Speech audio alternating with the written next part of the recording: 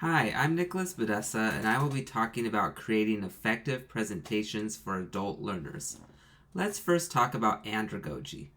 Malcolm Knowles was an American educator who was known for his use of the term andragogy. Andragogy is a term used to describe adult education and the teaching of adults. It is different from pedagogy, which is used to describe the teaching of children.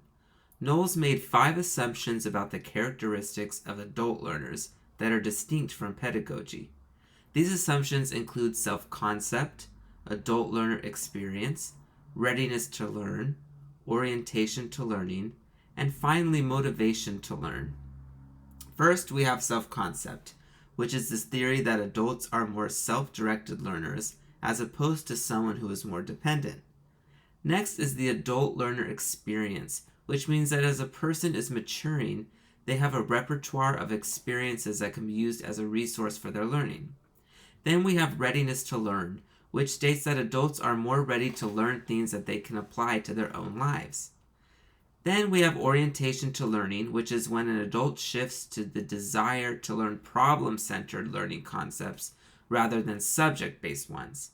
And finally, the motivation to learn is internal for adults rather than external, as it would be in pedagogy. Applying andragogical principles when creating and delivering professional development is key towards ensuring a positive outcome.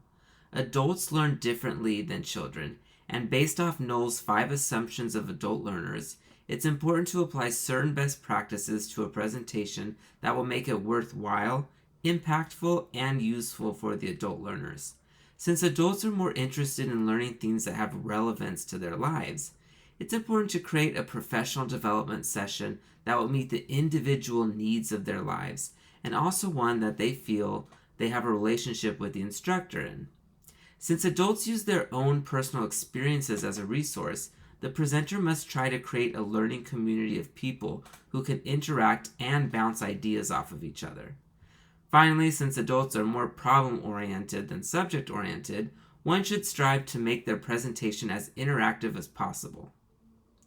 3 more best practices for adult learners are to make the learning relevant to their work or their fields of study, including activities that are hands-on and allow the adult learners to practice immediately what they are learning. And finally, creating content that the adult learners can use right away and are convenient and practical to use. Adult learners know when their time is being wasted, unlike child learners who may not know the difference. It's important for them to feel as if they are receiving training that is relevant, meaningful, and easily applied to their work. Having hands-on activities leans into the problem-centered learning styles that define andragogy. And finally, the training should be practical and offer something they can take away immediately and use.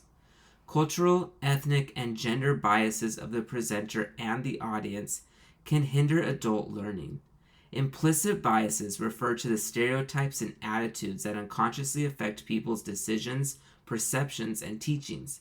If a presenter has negative bias towards their audience, then they may not try their best to make sure that the learning environment and their delivery is optimal. Basically, they are selling their audience short.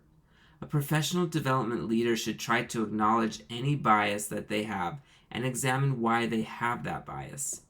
This is a great strategy to reduce bias because it will allow the instructor to reflect on their bias and work towards eliminating it through something like a culturally competency course.